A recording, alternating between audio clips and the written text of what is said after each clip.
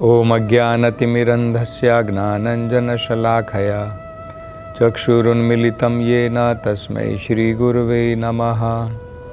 नमो ओं विष्णुपदाय कृष्णप्रेष्ठाय भूतले श्रीमते भक्तिवेदान्तस्वामिनिति नामिने।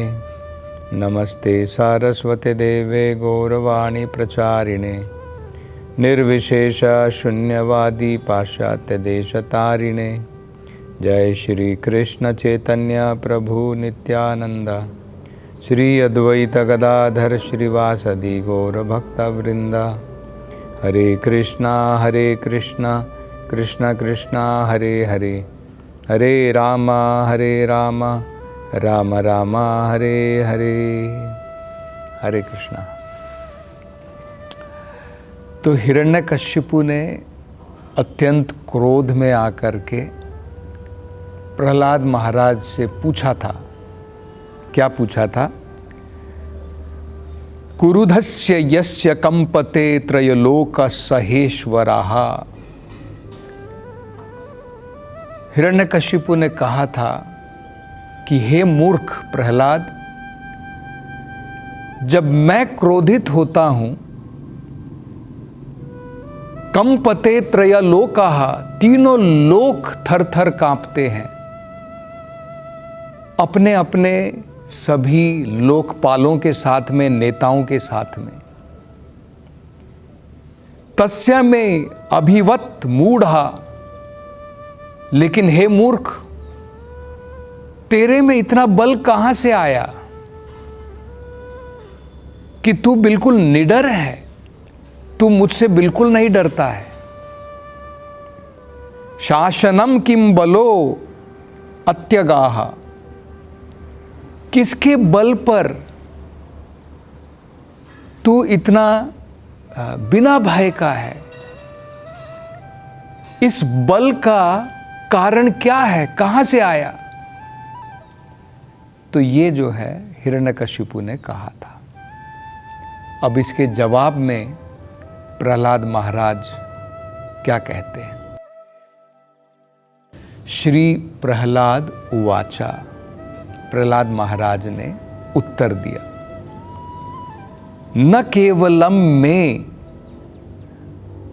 भवताश च राजन। हे राजा हिरण्यकशिपु, न केवलम में, मेरे मात्र का। तुमने पूछा कि मेरे बल का कारण क्या है, तो मैं आपको बताना चाहूंगा कि न केवल मेरे बल का, भवताश्च राजन, आपके बल का कारण भी भगवान ही है। ये जो आपका बल है, ये जो आपकी ताकत है, जिसके द्वारा तीनों लोक थर थर कांपते हैं, इस बल का उद्गम, इसका कारण भी भगवान ही है। और न केवल इतना, वो कहते हैं सवई बलम बली नाम। जितने भी भौतिक संसार में हम देखते हैं, अनेकों प्रकार की जो शक्तियां होती हैं, कोई व्यक्ति बलवान है, कोई व्यक्ति ज्ञानवान है, कोई व्यक्ति बहुत धन दौलत वाला है। तो ये जितने भी अनेकों प्रकार के बलशाली व्यक्ति हैं, ऐश्वर्य हैं, बलम बली नाम च परेशान, केवल बलवान का ही नहीं, सभी प्रकार के बलों का कारण वो भगवान है। और आगे कहते हैं, परे अवरे अमी स्थिर जंगमाये। परे का मतलब होता है कोई ऊंच होता है, कोई नीच होता है, कोई हायर पोजीशन पर है, कोई लोअर पोजीशन पर है, कोई उच्च स्थान पर है, कोई निम्न स्थान पर है। जैसे उदाहरण के तौर पर देवतागण हमसे उच्च स्थान पर हैं, और जानवर गण हमसे निम्न स्थान पर हैं। तो प्रहलाद कह रहे हैं, चाहे वो उच्च स्थान वाले देवतागण क्यों ना हो या निम्न स्थान वाले जानवर हो या अन्य जो भी योनियां हैं, उनके सबके बलों का कारण भी भगवान है। स्थिर जंगमावे, कुछ जीव स्थिर हैं, जैसे पेड़ एक ही जगह पर स्थिर है। कुछ जानवर, कुछ योनियां, कुछ जीव जंगमा है। जंगमा का मतलब ये एक जगह से दूसरी जगह जा सकते हैं। तो चाहे स्थिर जीव हो, चाहे जंगमा जीव हो जो इधर से उधर जा सकते हैं, इन सब के बलों का कारण भी भगवान है। ब्रह्मादयो येन वशम प्रणीताः, यहां तक कि बड़े बड़े देवतागण जैसे ब्रह्मा, ये भी भगवान के बल के द्वारा ही ये भी नियंत्रित होते हैं। भगवान अपने बल के द्वारा इनको भी नियंत्रण में रखते हैं।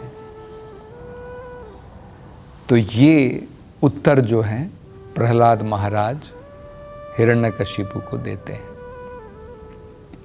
तो यहाँ पर एक बड़ी महत्वपूर्ण बात जो समझने की है, जो भगवत गीता में स्वयं भगवान बताते हैं, भक्त का दृष्टिकोण क्या होता है। देखिए, जनरली आम तौर पर अगर हम किसी शक्तिशाली व्यक्ति को देखते हैं तो हम जो है विचलित हो जाते हैं कि भाई ये व्यक्ति इतना शक्तिशाली है।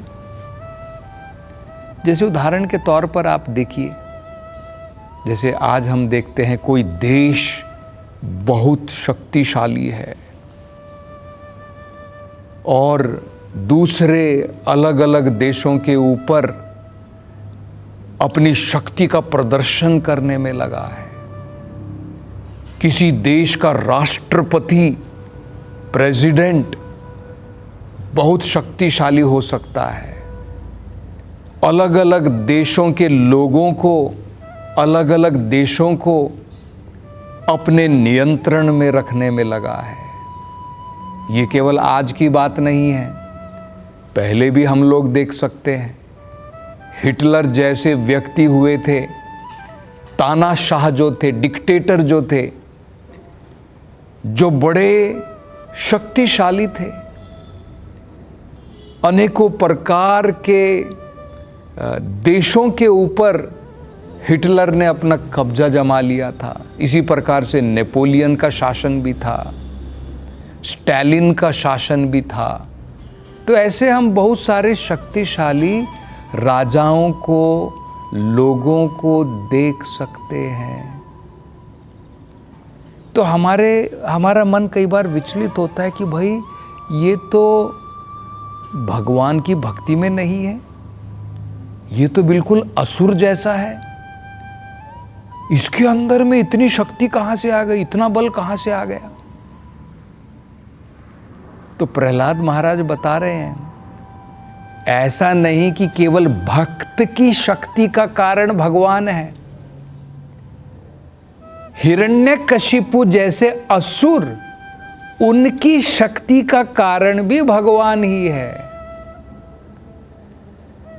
क्योंकि हिरण्यकशिपु ने यह प्रश्न पूछा था कि भाई मेरी शक्ति से तीनों लोग थर-थर कांपते हैं, पर तेरे में यहां ये शक्ति कहां से आई कि मेरे शासन को तू नकार रहा है, मेरे आदेशों का तू पालन नहीं कर रहा है।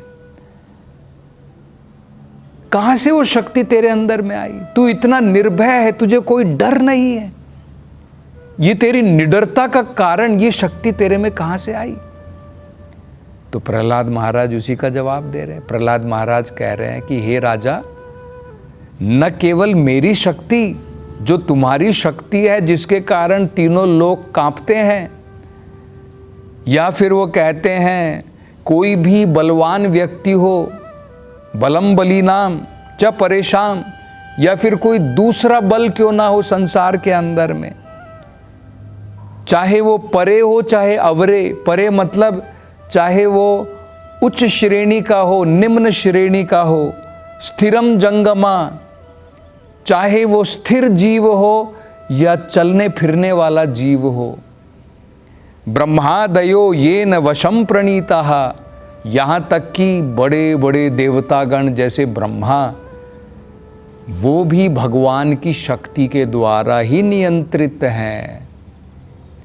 तुम्हारी शक्ति भी भगवान की शक्ति के द्वारा ही नियंत्रित है। तो भगवत गीता में भगवान इसको स्पष्ट रूप से बताते हैं कि जब भी हम इस भौतिक संसार में कुछ इस प्रकार की अद्भुत शक्ति का प्रदर्शन देखें, हमें विचलित नहीं होना चाहिए कि भाई इसमें इतनी शक्ति कहाँ से आ गई। हमें समझना चाहिए कि भगवान जो सर्वशक्तिमान है, उनकी शक्ति का एक छोटा कण इस व्यक्ति के अंदर में है। एक छोटा भगवान की शक्ति का अंश इस व्यक्ति में है। वो भगवान की ही कृपा से है। भगवान उनके कर्मों के कारण भगवान ही तो प्रदान करता है। उसने कुछ इस प्रकार की तपस्या या कर्म किए हैं कि भगवान उन्हें उस प्रकार की शक्ति का जो है भगवान उन्हें शक्ति प्रदान करते हैं। लेकिन जब वो अपनी शक्ति अपने स्थान का गलत प्रयोग करते हैं, तो जैसे हमने देखा हिरण्यकशिपु ने अपनी शक्ति का अपने बल का गलत प्रयोग किया, प्रहलाद महाराज को अनेकों प्रकार से कष्ट दे करके, और उसके कारण उनके प्रति अपराध किया। और उसके कारण क्या होता है, उसकी सारी शक्ति, उसके सारे बल, उसने जो भी पुण्य फल अर्जित किए हैं धीरे धीरे खत्म हो जाते हैं। यहाँ तक कि आयु भी घट जाती है। व्यक्ति के जो भाग्य है जीवन में वो अभाग्य में बदल जाते हैं। तो भगवान भगवत गीता में देखिए क्या कहते हैं, यद यत विभूति मत सत्वम। हम संसार में कोई भी विभूति देखते हैं, विभूति का मतलब होता है एक प्रकार का ऐश्वर्य। अनेकों प्रकार के ऐश्वर्य होते हैं। किसी के पास धन दौलत का ऐश्वर्य है, किसी के पास ज्ञान का ऐश्वर्य है। तो अगर हम देखते हैं कि एक व्यक्ति बहुत ज्ञानी है, एक व्यक्ति सब कुछ याद रख लेता है, एक व्यक्ति बहुत शारीरिक बल वाला है, एक व्यक्ति बहुत मानसिक बल वाला है, एक व्यक्ति पॉलिटिकल बल वाला है, अनेकों प्रकार से हम देख सकते हैं। तो भगवान कह रहे हैं यद यद विभूति मत सत्वम। किसी भी विभूति को अगर हम संसार में देखते हैं, किसी भी प्रकार के ऐश्वर्य को, श्रीमत ऊर्जितम एव वा, यह कुछ भी बहुत सुंदरता देखते हैं। श्रीमत का मतलब होता है सुंदर। कुछ भी अद्भुत सुंदरता अगर हम संसार में देखते हैं।